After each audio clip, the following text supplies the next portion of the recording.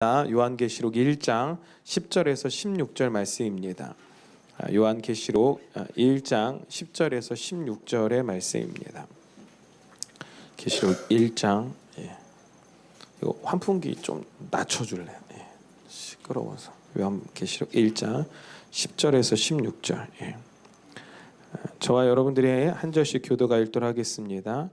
주의 날에 내가 성령에 감동되어 내 뒤에서 나는 나팔 소리 같은 큰 음성을 들으니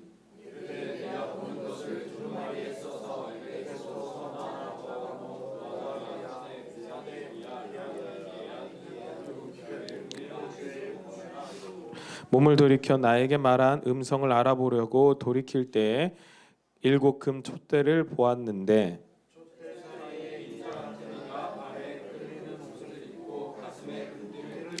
그의 머리와 털의 희기가 흰 양털 같고 눈 같으며 그의 눈은 불꽃 같고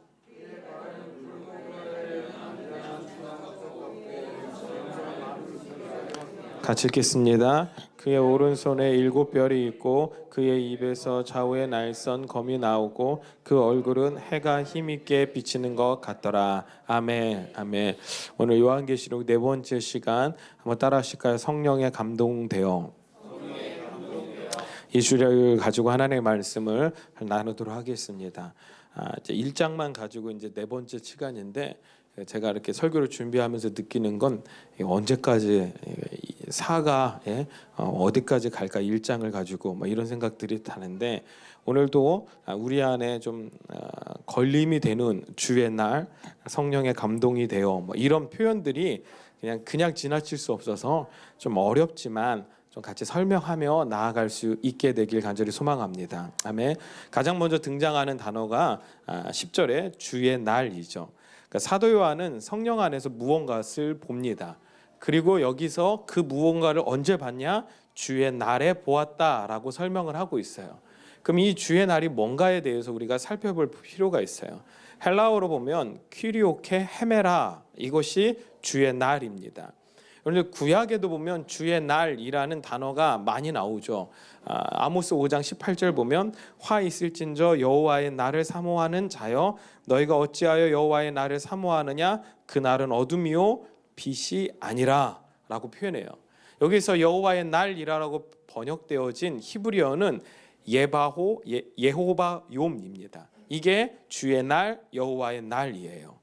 또 스바냐 1장 18절도 보면 그들의 은과 금이 여호와의 분노의 날에 능히 그들을 건지지 못할 것이며 이 온 땅이 여호와의 질투의 불에 삼켜지리니 이는 여호와가 이 땅 모든 주민을 멸절하되 놀랍게 멸절할 것임이라.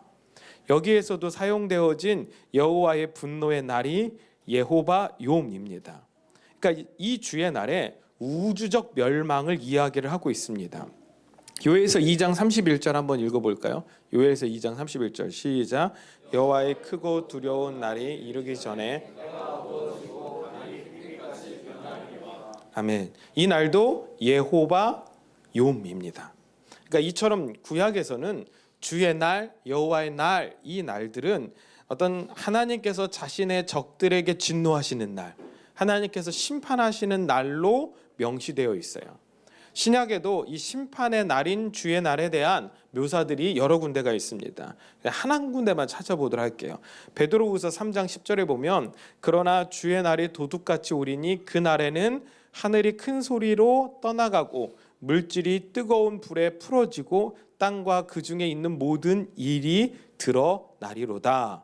여기서 주의 날이 바로 심판의 날을 상징하고 있어요. 그러나 본문에서 쓰인 단어는 조금 다릅니다.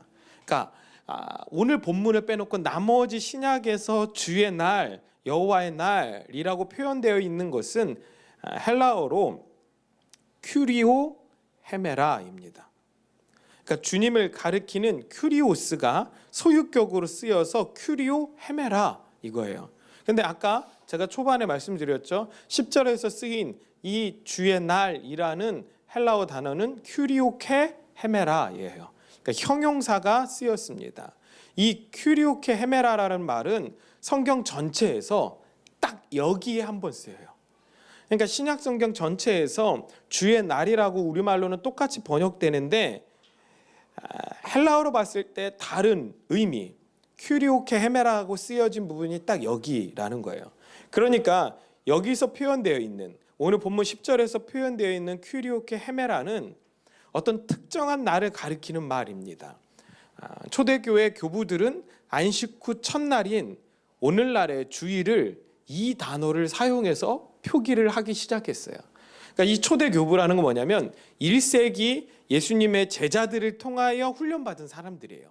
그 사람들이 주의 날을 표시할 때, 주님의 날을 표시할 때 심판의 날은 큐리오 헤메라라고 표현을 했는데, 큐리오케 헤메라라고 표현한 문장들이 발견되는데 그건 지금의 주일을 뜻한다라는 거죠. 그러니까 오늘 우리가 예배하는 이 주일이 오늘 요한계시록 1장 10절에서 주의 날이라고 표현되어 있는 그 날인 것입니다. 그러니까 이 날은 어떤 심판의 날을 말하는 것이 아니라 주일을 의미하고 있어요. 죄인들에 대한 하나님의 진노가 퍼부어지는 심판의 날은 하나님의 백성들에게는 무슨 날이에요? 구원의 날이죠. 여러분들 그 일이 언제 이루어졌습니까? 십자가에서 이루어졌습니다. 예수 그리스도의 부활로 완전히 성취가 된 것입니다. 제가 늘 말씀드리지만 물론 가시적인 그 일이 완전히 성취되어지는 것은 언제라고요? 예수님께서 재림하시는 날. 그러나 영적으로 이미 십자가상에서 사단은 아주 치명적인 패배를 당하였고, 그 십자가상에서 하나님의 구원과 하나님의 심판은 이미 성취된 것과 다름이 없다라는 거예요. 그것을 기념하는 날이 주일입니다. 아멘. 아울러 우리는 이 주일에 모여 하나님을 예배하면서 세상의 심판을 보는 거예요. 되게 편협한 생각일 수 있어요. 우리는 구원을 누리면서 세상의 사람들의 심판을 본다. 이 말이 세상 사람들의 입장에서 볼 때는 말이 안 되는 이야기처럼 받아들일지 모르겠지만, 우리가 믿는 바 십자가 안에서 이미 주님이 그 승리를 선포하셨기 때문에 결국 주의 날, 마지막의 심판의 날은 우리 가운데 반드시 올 걸 우리는 확신하는 거예요. 아멘. 그러니까 믿음의 우리들은 이 주일에 그걸 찬양하고 예배하는 거고, 세상의 사람들 그들 가운데 있을 심판을 우리는 뭐 하는 거예요? 믿음으로 보는 거예요. 그러므로 이 예배는 구원받은 우리 가운데는 기쁨과 승리의 잔치가 되어야 될 줄로 믿습니다. 사도 요한이 여기서 큐리오케 헤메라라고 표현한 것은 그날은 역사상에 존재했던 어떤 특정한 한 날이었기 때문에 오늘 강조해서 설명해 주고 있는 거예요. 그 주의 날에 사도 요한이 성령 안에서 뒤에서 나는 나팔 소리 같은 큰 음성을 듣고 있는 것입니다. 아멘. 그러니까 마지막 때 심판의 날에 사도 요한이 나팔 소리를 듣고 성령님이 보여주신 환상을 보고 있는 것이 아니라, 이 반모섬에 갇힌 사도 요한이 언제요? 주님의 날에, 아멘, 본인이 예배하다가 성령님을 경험했다라는 거예요. 10절에 나오는 성령의 감동대어는 엔 푸뉴마티입니다. 엔 푸뉴마티, 이게 성령 안에서이에요. 우리가 지난 시간 예수 안에서를 배웠죠. 그거랑 똑같은 표현이에요. 예수 안에서가 결국 예수 그리스도와 연합한다라고 이야기했던 것처럼 오늘 엔 푸뉴마티는 성령 안에서 연합하는 거예요.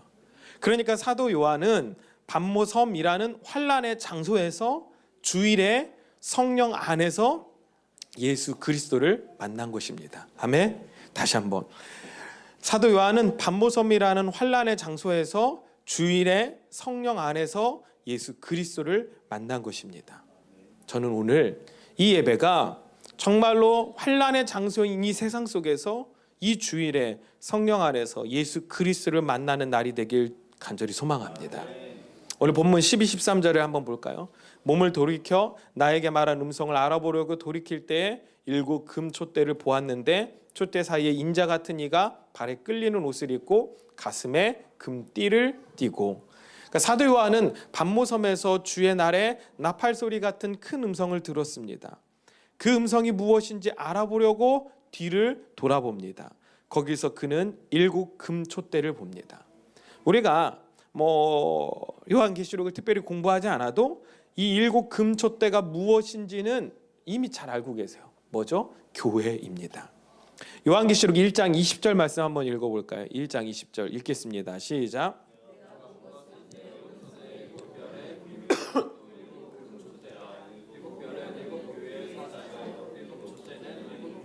아멘. 예. 그러니까 1장부터 요한이 걱정했던 건 이 7 촛대 이것들이 엉뚱하게 해석될 것들을 두려워하여 그는 1장 20절에서 그 보완책을 마련했는데 그것이 무엇이냐? 7 별은 7 교회의 사자요 7 촛대는 7 교회다라고 자기가 분명히 명시를 해주고 있는 것입니다. 특별히 7이라는 숫자를 썼다는 것은 소아시아에 있는 7 교회만을 지칭한 것이 아니라라고 제가 분명히 말씀드렸죠. 왜냐하면 요한의 목적 가운데 하나는 이 반모섬이라는 이 섬을 자신의 편지가 벗어나게 하는 데 목적이 있었어요. 그러니까 자기가 중심으로 사역했던 지역의 7 교회를 지칭하여 보내는 형국이 필요했던 거예요. 그래서 어떤 묵시적 성격만을 가지고 있었던 것이 아니라 무슨 성격을 갖고 있었다고? 편지의 형태를 가지고 있었다라는 거죠. 그러다 보니까 7이라는 숫자를 썼지만 그 편지를 받아본 실제 그 당시에 그리스도인들은 이것이 우리와는 상관없고 소아시아 지역에 있는 7 교회를 향한 거야 라고만은 생각하지 않았을 것이 분명하다는 거예요. 그들은 이것은 텔레옷이 모든 교회, 전체 교회, 소아시아뿐만 아니라 아프리카에 있는 교회, 그리고 인도에 있는 교회, 그리고 어디예요? 로마에 있는 모든 교회들을 뜻한다라고 생각했을 것이 분명합니다. 그리고 그 교회 사이에 인자 같은 이가 서 계십니다. 인자 같은 이는 어디서 인용되었다라고 제가 말씀드렸죠? 다니엘서 7장 13, 14절에 보면 나옵니다. 다니엘서에 보면 내가 또 환상 중에 보니 인자 같은 이가 하늘 구름을 타고 와서 옛적부터 항상 계신 이와 이에게 나아가 그 앞으로 인도되매. 우리 14절 한번 읽어볼까요? 시작. 그에게 권세와 영광과 나라를 주고 모든 백성과 나라들과 다른 언어를 말하는 모든 자들이 그를 섬기게 하였으니 그의 권세는 소멸되지 아니하는 영원한 권세요 그의 나라는 멸망하지 아니할 것이라. 아멘. 너무나도 이 정도 되면 우리가 좀 소름이 돋아야 되지 않나요? 예. 너무나도 여러분 성경만큼 정확한 게 어딨냐는 거예요. 다니엘이 예언을 했는데 그 예언은 자기가 그냥 한 얘기가 아니라 다니엘도 요한처럼 보고 쓴 건데 정확하게 누굴 표현하고 있어요? 예수 그리스도를 표현하고 있어요. 근데 예수 그리스도가 아기로 탄생했다가 아니라 예수 그리스도가 하늘 구름을 타고 오셨다. 그런데 그가 오기 전에 어떤 일이 벌어졌다고요? 항상 계신 이 누가? 하나님이 그에게 권세와 영광과 나라를 주고 모든 백성과 나라들과 다른 언어를 말하는 모든 자들이 그를 섬기게 하였다. 아멘? 이것이 요한계시록에서 표현하고 있는 예수 그리스도의 모습과 정확하게 일치하고 있는 거예요. 그러니까 혹자들은 그런 얘기를 해요. 요한이 다니엘의 이 표현을 빌려다가 계시록을 썼다는 거예요. 그게 아니에요. 예. 다니엘은 다니엘대로 기록한 거고 요한은 오늘 하나님의 계시를 갖고 기록했는데 그 기록이 정확하게 일치한다라는 것은 예수님께서 다른 어떤 모습으로 오실 수 없다라는 거예요. 아멘? 네. 다른 어떤 모습으로 오실 수 없고 정확히 이 모습으로 오시고 그분이 처음 오셨을 때는 마국간에 말구유에 정말로 종의 모습으로 오셨지만 그분이 다시 오실 때는 분명한 심판자와 왕으로 오셔서 심판하시고 구원하실 분이다. 이 한 가지 사실은 바뀔 수 없다. 이것을 요한은 1장에서 아주 명확하게 우리 가운데 제시해주고 있는 것입니다. 여러분들 예수 그리스도는 분명히 다시 오십니다. 아멘. 분명히 다시 오십니다. 예. 우리는 그분이 어떤 모습으로 오시냐? 7 촛대 사이에 계신 분으로 오세요. 아멘. 그건 무슨 이야기예요? 예수 그리스도는 영원히 우리와 함께 하시는 분이라는 거예요. 여기서 우리가 알아야 되는 건 예수님께서 부활하시고 승천하셔서 하나님 보좌 우편에 앉으셔서 그냥 마냥 우리가 그분 앞으로 오길 기다리고 계신 분이 아니라 어제나 오늘이나 세세토록 우리 교회와 함께하고 계시다는 것을 인지해야 된다는 거예요. 아멘. 그 7교회, 지상에 있는 모든 교회들 사이에 주님이 거닐고 계시다니까요.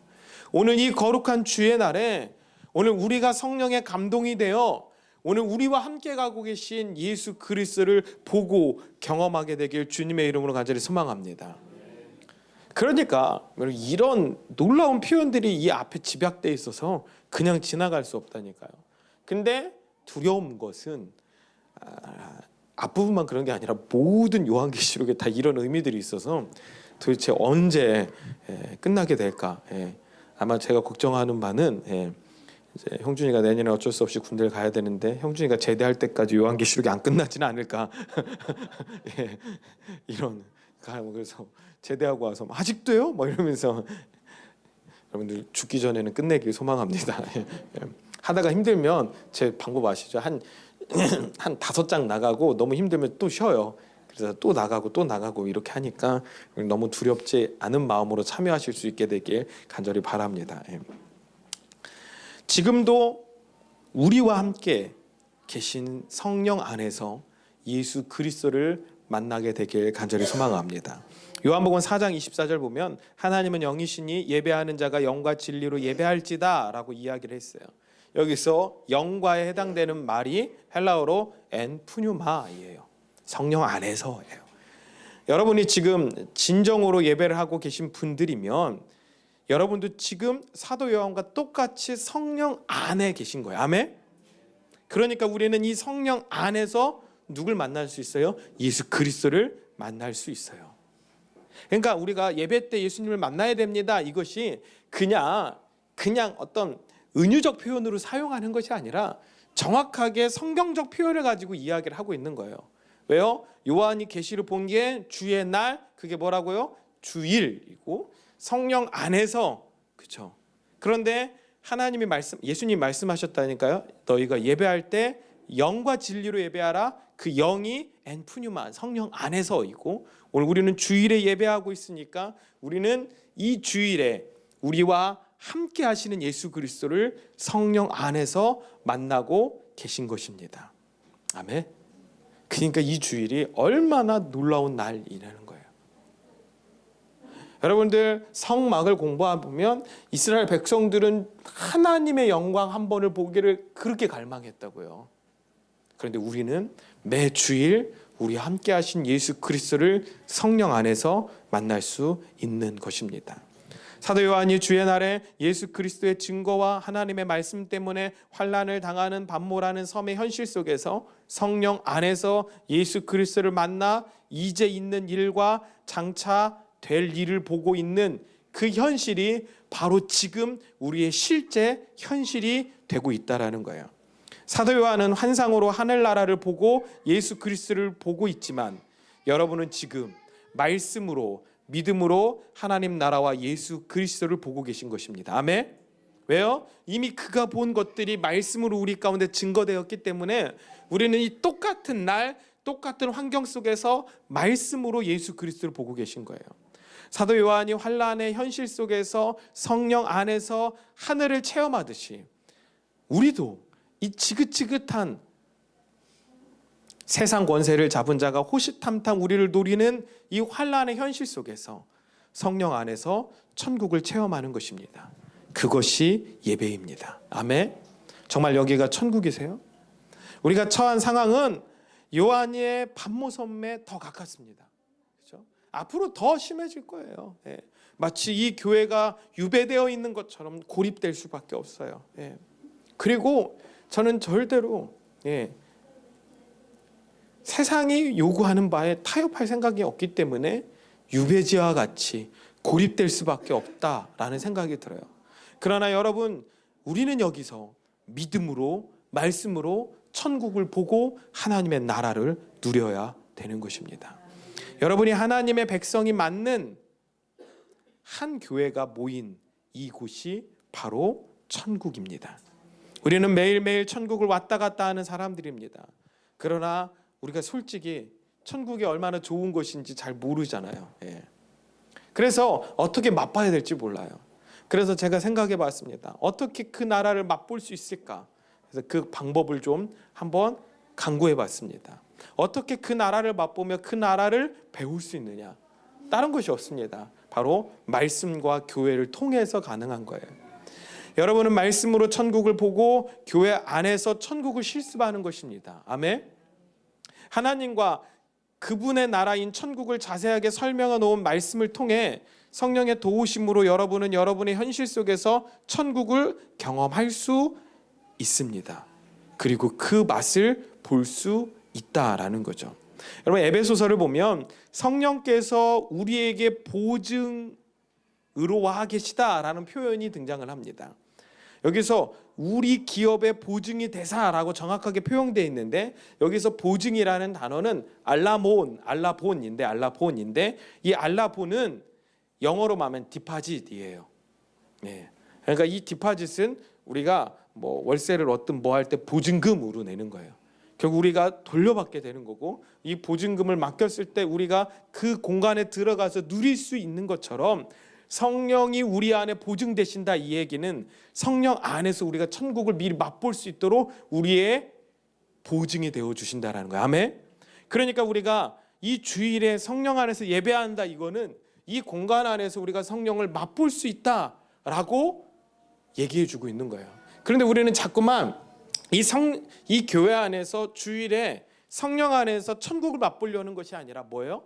인간적 교제를 하려고 해요. 인간적으로 인정받고 싶고 하고 인간적 사랑을 나누려고 해요. 물론 그게 나쁘다라는 것이 아니라 그것들이 강해지기 시작하면 우리가 이곳에서 천국을 맛보는 게 아니라 하나의 공동체만을 누리다 돌아갈 수밖에 없다라는 거죠. 그러나 이 주일의 핵심은 그냥 단순히 공동체를 누리는 것이 중요한 게 아니라 우리가 예배를 통하여 말씀을 통하여 하나님의 천국을 경험해야 되는 거예요. 아멘. 이것이 너무나도 중요한 거예요. 왜 사도 요한이 자기가 예수님을 만나고 하늘나라를 본 장소와 시간을 밤모섬 그리고 주의 날이라고 명확하게 기록해 놓았는지 아십니까? 사도 요한은 성령 안에서 예수님을 만날 때 어떤 황홀경에 취해 있지 않았다라는 것을 분명히 설명해 주고 있는 거예요. 이해되세요? 그러니까 어떤 영적 황홀경에 빠져서 무아지경이 돼서 그걸 보고 있고 정신이 들었을 때 자기가 본 시와 때가 정확히 언제인지 잘 모르고 막 이런 것이 아니라 그는 명확하게 뚜렷하고 객관적 현실의 천국을 경험했다라는 거예요. 어디서? 성령 안에서. 진정한 영성은 그냥 단순히 신비적인 체험만을 많이 한다거나 현실을 무시하고 영적인 것만을 추구하며 사는 것이 아닙니다. 진정한 영성은 복음을 명확하게 이해하고 하나님과의 관계가 예수 그리스도 안에서 완전히 회복된 것을 믿으며 그것에 감사해서 하나님의 뜻에 맞게 살기 위해 거룩을 향해 발을 내딛는 것을 진정한 영성이라고 하는 것이에요. 아멘. 다시 한번 말씀드릴게요. 진정한 영성은 복음을 먼저 명확하게 이해해야 돼요. 왜 공부가 필요하냐면요, 복음을 모르면 진짜 영성이 뭔지 모른다니까요. 그리고 하나님과의 관계가 예수 그리스도 안에서 완전히 회복됐다는 것을 믿어야 돼요. 아멘. 그 회복됐다는 것이 어디에 명시되어 있어요? 복음에 명시되어 있어요. 그러니까 그걸 명확하게 이해해야 돼요. 그리고 그것에 감사해서 하나님의 뜻에 맞게 살기 위해 거룩을 향해 발을 내딛는 거예요. 아멘. 근데 그 거룩을 향해 발을 내딛는 그 발걸음이, 그 방향이, 그 방법이 어디에 명시되어 있어요? 성경 안에, 복음 안에 명시되어 있으니까 그 복음을 이해하고 발을 내디디며 성령의 인도를 받고 그 상황 속에서 하나님의 계시를 보고 하나님의 능력을 받고, 아멘. 그것이 진정한 영성이라는 것입니다. 그것은 여러분의 현실 생활 속에서 결국 이루어지는 거예요. 우리가 말씀에 나타난 하나님과 하나님 나라에 대해 아는 만큼 이 땅에서 그 나라를 누릴 수 있게 되는 거예요. 그렇죠? 정확히 내가 하나님 나라 안에서 무엇을 누리고 있는지를 모르는 거예요. 그래서 많은 사람들이 영적 체험을 하고 와서 질문을 해요. 그 질문이 뭐냐면, 목사님 제가 지금 하고 있는 것이 맞습니까? 라고 물어보는 거죠. 그러니까 자기가 지금 경험한 것이 하나님 안에서 합당한 건지 합당한 것이 아닌지도 모르는 상황 속에서 우리는 뭐예요? 영성만을 추구하고 있다고요. 내가 누리고 있는 것이 무엇인지 명확하게 모를 때는 그것들을 잠시 내려놓고 말씀을 가지고 하나님의 뜻과 하나님의 정확한 계시들이 어떤 식으로 나타나는지를 공부할 필요가 있다라는 것입니다. 그럴 때 진정한 영성의 발돋움이 이루어질 수 있는 줄로 믿으시길 간절히 소망합니다.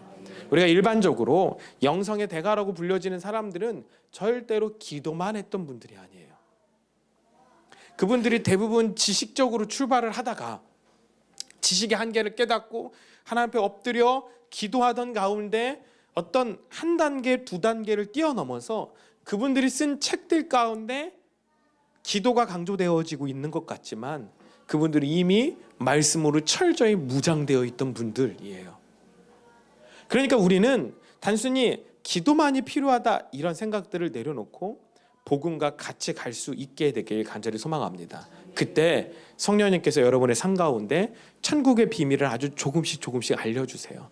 보여주세요. 그리고 누리게 되는 거예요. 그래서 우리는 이 땅에서 하나님의 나라를 맛볼 수 있는 거예요. 아멘. 그게 성령님이 우리 가운데 보증해 주시는 디파짓, 보상, 보증이에요. 오늘 여러분들 그것들이 이 주의 날에 이루어지게 되길 간절히 소망합니다. 제가 계속 이 요한계시록 말씀드리면서 여러분들에게 설명드리잖아요. 요한이 어느 날 갑자기 정말 영성 관리도 안 하고 말씀도 모르던 그 사회에 그것들이 임했다 이것이 아니라니까요. 그가 환난의 극치를 경험하고 있었기 때문에 그럼에도 불구하고 그가 성령 안에서 하나님의 나라를 꿈꾸고 소망하고 있었기 때문에 주님이 그 당시에 마지막 때에 대해서 보여줄 수 있는 사람이 요한 하나밖에 없었다니까요. 그래서 보여주셨다라는 거예요. 오늘 하나님의 깊은 것들을 더 알고 싶습니까? 성령 안에서 예수 그리스도와 교제하실 수 있길 간절히 소망합니다. 11절에 보면 예수님께서 사도 요한에게 내가 보는 것을 두루마리에 써서 에베소, 서머나, 버가모, 두아디라, 사데, 빌라델비아 그리고 라우디게이아 등 7교회에 보내라 하시기로 라고 표현되어 있습니다. 그런데 2장 3장을 자세히 보면 각 교회에게 하신 말씀 뒤에 하나같이 뭐라고 써 있어요? 귀 있는 자는 성령이 교회에 하신 말씀을 들으라. 아멘. 여러분 요한계시록 2장 7절 말씀 한번 읽어볼까요? 시작. 아멘. 하나님께서 성령을 부어주신 자들은 성령을 통해 하늘을 들을 수 있는 것입니다. 여러분은 성령으로 탄생되어진 교회입니다. 아멘. 여러분들 개인이 성전이기 때문인 거죠. 그러므로 여러분은 눈을 감고 천국을 누릴 수 있어야 합니다. 이것이 첫 번째 우리가 이 땅에서 천국을 맛볼 수 있는 방법입니다. 여러분들 말씀과 교회, 성전의 개념 안에서 천국을 맛볼 수 있게 되길 간절히 소망합니다. 그리고 두 번째 천국의 영광을 이 땅에서 경험할 수 있는 또 하나의 방법은 하나님의 뜻을 따라 하나님의 백성답게 살아내는 것이에요. 아멘. 제가 말씀드리자면 믿음은 살아내는 것이더라고요. 하나님의 뜻을 따라 하나님의 백성답게 살아내는 만큼 여러분들은 그 하늘의 삶을 몸으로 느낄 수 있는 것입니다. 우리 히브리서 12장 4절 말씀 한번 읽어볼까요? 시작. 모든 사람과 더불어 화평함과 거룩함을 따르라. 이것이 없이는 아무도 주를 보지 못하리라. 성경은 하나님의 백성이 거룩하게 변해서 함께 모여 사는 곳을 하나님의 나라라고 합니다. 천국을 사는 사람들은 모두 거룩한 삶을 삽니다. 그래서 하나님은 교회의 목적을 거룩이라고 성경에 명시하고 있어요. 거룩을 향해 나아가라. 교회의 목적은 이 땅에서 잘 먹고 잘 사는 것이 아니라 결국 거룩을 추구하는 것이다. 거룩한 자로 만들어가는 것, 그것이 교회가 이 땅에서 살아가야 하는 유일한 목표라고 설명해주고 있는 거예요. 에베소서 1장 4절 5절 볼까요? 곧 창세전에 그리스도 안에서 우리를 택하사 우리로 사랑 안에서 그 앞에 거룩하고 흠이 없게 하시려고. 아멘. 하나님이 예수 그리스도를 이 땅 가운데 보내주신 이유가 하나님 앞에서 우리가 거룩하고 흠이 없게 하시기 위함이라는 거예요. 그 기쁘신 뜻대로 우리를 여정하사 예수 그리스도로 말미암아 자기의 아들들이 되게 하셨다. 아멘.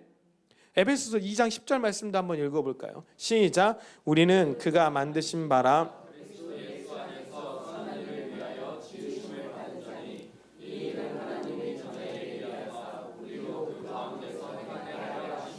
아멘. 예. 그 나라의 삶을 이 땅에서 경험할 수 있는 방법은 그 천국 백성의 흉내라도 내는 삶을 살 때 그 천국의 삶을 조금이라도 맛볼 수 있다라는 거예요. 하나님의 백성은 하나님의 백성답게 살 때 그 백성이 그 나라에서 살 때의 기쁨을 느낄 수 있는 거예요. 아멘? 그죠? 예. 조나단 에드워즈 목사님이 왜 그렇게 하나님 백성으로서 해야 될 것과 하지 말아야 될 것을 종이에 막 써갖고 다니면서 매일매일 확인했는지 아십니까? 조지 휘필드 목사님이 왜 그렇게 설교 때마다 경건의 삶을 강조했는지 여러분들 아세요? 그렇게 살아야 천국 가기 때문이 아니라 그렇게 살아야 이 땅에서 천국의 풍요를 경험하며 천국 백성으로 사는 방법을 알 수 있기 때문이에요. 그래야 천국을 소망하고 그 천국을 소망하는 사람이 결국 하나님의 나라를 소유할 수 있기 때문인 거예요. 아멘. 보세요, 여러분들. 예수 그리스도가 구원하셨어. 그러면 그 구원을 경험하고 그냥 내 멋대로 살면 돼요. 근데 그게 아니라니까요. 영성의 대가들은 철저하게 해야 될 것과 하지 말아야 될 것들을 강조했어요. 여러분 한번 생각해 보세요. 내가 하지 말아야 될 것들을 알고 있는데 그것들을 하면서 천국을 꿈꿀 수 있나요? 못 꿈꿔요. 유혹에 넘어져서 그것들을 내가 하면서 그래 나는 이것들을 하면서도 나는 내 신앙과 믿음을 지킬 수 있어. 여러분 백날 외쳐봐요. 못 지킨다니까요. 결국 무너지고 기도하지 못하게 되고 말씀을 보지 못하게 돼요. 그러면서 점점 내 안에서 천국을 향한 소망들이 잃어버리기 시작하는 거죠. 간단해요. 예수 그리스도가 빛이세요. 아멘.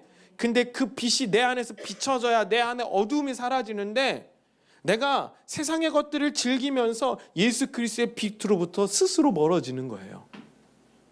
그러면서 나는 천국을 이야기하고 그러면서 나는 하나님의 나라로 꿈꾸고 그러면서 나는 더 깊은 영성을 이야기를 해요. 근데 그것은 내 행위 때문에 시작된 게 아니라니까요. 예수 그리스도가 이 땅에 오셔서 나의 어둠을 비춰주셨기 때문에 하나님의 나를 거룩하다 인정해 주신 거예요. 아멘. 근데 내가 주의 날에 성령 안에서 예수님과 교제하는 것들을 등한시할 때 그 빛으로부터 스스로 멀어지는 거예요. 그러니까 우리는 어둠에 거할 수밖에 없고 결국 우리는 다시 나도 모르는 사이에 그 어둠 속으로 숨어 들어갈 수밖에 없게 된다라는 거예요. 여러분들 요한계시록 맨 끝에 가보면 거룩한 성 새 예루살렘이 임하죠. 그때 어떤 일이 벌어지죠? 예수 그리스도가 오세요. 아멘. 그리고 그분이 완전한 빛이 되어서 이제 다시는 그 성전을 다른 불로 비출 필요가 없다라고 기록되어 있어요.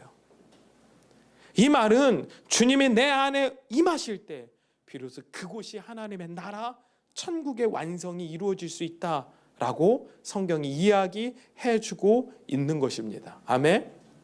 우리 이 땅에서 천국을 살아가십시오. 아멘.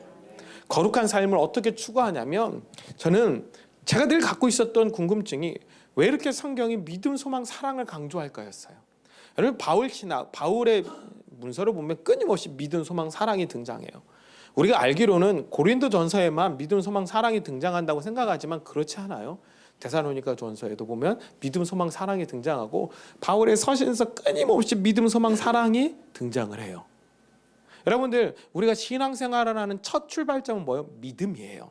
그게 크든 작든 믿음에서 출발해요. 믿음이 생기면 나를 구원하여 주신 예수 그리스도와 그 예수님을 보낸 하나님을 사랑하게 돼요. 그리고 그분을 사랑하면 그분이 우리에게 주시기로 약속하셨던 성령과 천국을 사모하게 돼요. 소망하게 돼요. 아멘. 그리고 그 소망함이 커지면 더 믿게 되고 더 믿게 되면 더 사랑하게 되고 더 사랑하게 되면 더 소망이 커지고 더 소망이 커지면 뭐요? 더 믿게 되고 더 믿게 되면 더 사랑하게 되고. 그러니까 보세요. 내가 주 안에서 교회 안에서 신앙과 영성훈련을 쌓아가면 쌓아갈수록 나는 결국 뭐요? 소망하고 천국을 품게 된다고요. 여러분 누구도 별 수 없다니까요. 목회자인 저도 말씀을 안 보고 영성훈련을 안 하면 타락할 수밖에 없다니까요. 어떤 운동선수도 그것들을 내려놓으면 자기가 하는 것들을 내려놓으면 도태될 수밖에 없어요. 여러분들 야구 천재 중에 불리는 사람이 이치로라는 일본의 야구 선수예요. 지금 40살이 훌쩍 넘었는데도 여전히 어마어마한 타격감을 자랑해요. 물론 이제 나이가 들어서 더 이상 구단들이 찾지 않음에도 불구하고 그 기사가 뭐라고 했냐면 그는 여전히 누구보다 최선을 다해서 연습하고 있다라는 거예요. 여러분, 그가 천재라고 불려지지만 그가 가는 팀마다 그보다 더 열심히 훈련하고 연습하는 사람은 없다라는 거예요. 없다라는 거. 그가 꿈꿔요. 뭐요? 자기는 50살까지 타선에 쓰고 싶다고. 연봉과 상관없이 자기를 세워줄 수 있는 구단만 있으면 가고 싶다고. 그러면서 그는 여전히 훈련하고 있다라는 거예요. 여러분들, 그가 내가 나이가 들었어, 나 이제 훈련을 내려놓을 거야. 그럼 내려놓는 순간 뭐 해야 돼? 은퇴해야 돼요. 근데 그가 은퇴하지 않는 한 그는 끊임없이 뭐예요? 훈련해야 돼요. 감을 이어가야 돼요. 하나님 나라도 똑같다니까요. 우리가 자꾸만 쉽게 생각하지 않았으면 좋겠어요. 주님이 다 하셨습니다. 그러니까 난 아무것도 안 해도 돼. 그게 아니라니까요. 우리는 이 땅에서 천국을 누리기 위하여 끊임없이 몸부림치고 거룩을 향해 나아가야 되고, 마치 우리 삶 가운데 거룩을 방해하는 요소들을 부수기 시작해야 돼요. 아멘? 네. 그런데 하나님 우리를 사랑하세요. 아멘? 그래서 하나님은 우리가 거룩하길 원하시기 때문에 우리가 그 몸부림을 치면 내가 이기는 게 아니라 결국 누가요? 하나님이 부서뜨려 주신다라는 거예요. 그 우리에게 필요한 건 그 거룩을 향한 방향이 필요한 거예요. 거룩을 향한 열정들이 필요하다라는 것입니다. 오늘 여러분들, 여러분의 삶 가운데 거룩을 향한 믿음의 여정들이 다시 한번 시작되길 간절히 소망합니다. 예. 내 스스로 빚을 못 낸다니까요. 여러분, 우리는요 정확하게 거울이에요. 한번 따라 하실까요? 우리는 거울이다. 우리 스스로는 절대로 빚을 낼 수가 없어요. 그런 존재들이 아니에요. 그래서 하나님이 예수 그리스도에게 주신 그 빚을 예수님이 우리에게 비춰주시는 거예요. 아멘? 근데 그 빛이 너무나도 찬란하기 때문에 내 어둠을 전체를 다 감싸고도 빛이 비춰지는 거예요. 그래서 내가 빛이 될 수 있는 거예요. 근데 내가 주님으로부터 멀어지고 주님으로부터 등을 돌리는 그 순간 나의 거룩은 다시 어둠으로 바뀔 수밖에 없다라는 거예요.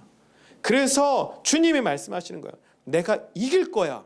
내가 이겼어. 아멘? 그런데 너희도 이겨야 돼. 아멘?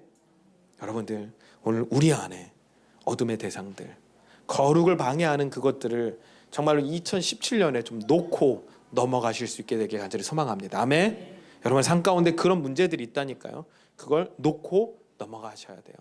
그걸 짊어지고 가시면 안 돼요. 우리가 또다시 짊어지고 갈 수 있다니까요. 그러나 그렇지 않아요. 그것들을 놓고 가야 돼요. 그리고 거룩을 향해 여러분의 대적을 여전히 부수고 계신 주님을 향해 한 걸음 더 전진해 나갈 수 있는 믿음의 백성들 되길 간절히 소망합니다. 미유라 아야코 여사는 70평생 중에 40년을 병상에 누워서 지낸 분입니다. 폐결핵, 대장암, 디스크. 그런데 놀라운 건 그분이 그 말년에 뭐라고 고백했는지 아세요? 하나님, 왜 저를 이렇게 편애하세요? 하나님, 왜 저만 이렇게 특별히 사랑해 주시는 거죠? 이분이 뭐라고 표현했냐면, 고통이 없이는 들을 수 없는 하나님의 음성이 있고 고통이 없이는 볼 수 없는 하나님의 나라가 있다라고. 이분은 그 고통을 통과하면서 하나님을 원망한 것이 아니라 그 고통을 통과하면서 더 깊은 하나님의 음성을 듣고 더 깊은 하나님을 만날 수 있었다라는 거예요. 이게 그리스도인입니다. 여러분, 진짜 그리스도인이 맞는지 매일 확인하시면서 가셔야 합니다. 제임스 보이스 목사님은 오늘날의 교회는 노미널 크리스찬으로 꽉 차 있다라고 말씀합니다. 뭐요? 명목상의 신자들밖에 없다라는 거예요. 구원과는 전혀 관계없는 사람들이라고 이야기를 해요. 그러면서 그 목사님이 이 시대의 교인들은 가짜다라고 설명을 하고 있어요. 그런데 여기에 항변할 수 없어요. 항변할 수 없어요. 제가 늘 말씀드렸듯이 우리 중에 과연 몇이 진짜 하나님의 나라를 누리며 살아가고 있을까요? 어쩌면 저도 아닐 수 있어요. 저도 제가 착각하고 있을 수 있다니까요. 근데 저는 그 착각으로부터 자유롭게 되기 위하여 성경을 봐요. 내가 진짜 하나님의 나라를 누리며 살아가고 있는지 아닌지를 늘 점검하고 있다고요. 근데 여러분들은 어떠십니까? 그냥 막연한 확신, 나는 하나님의 나라를 누리고 있어 라는 자기 암시만을 하고 살아가고 있는 건 아닙니까? 여러분, 위대한 영국의 설교가인 존 스토트 목사님, 마틴 노이드 조스 목사님, 그리고 존 맥아더 목사님도 자신이 심우하는 교회에서 뭐라고 이야기했는지 아세요? 이중 진짜 극소수는 진짜는 극소수에 불과합니다 라고 선언했어요. 저는 여러분들이 진짜가 되길 간절히 소망합니다. 아멘. 가짜로 살지 마십시오. 그 진짜가 되는 법 뭐요? 주의 날에 성령의 감동이 되어 예수 그리스도를 만나는 그것이 진짜입니다. 우리 장담할 수 없어요. 여러분들 종의 기원을 써서 진화론의 시초를 만든 찰스 다윈이지 않습니까?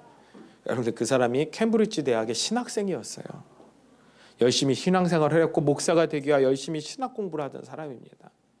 여러분들 이 세상에 공산주의를 만들어낸 칼 막스도 베를린 대학에서 신학을 전공했던 사람이에요.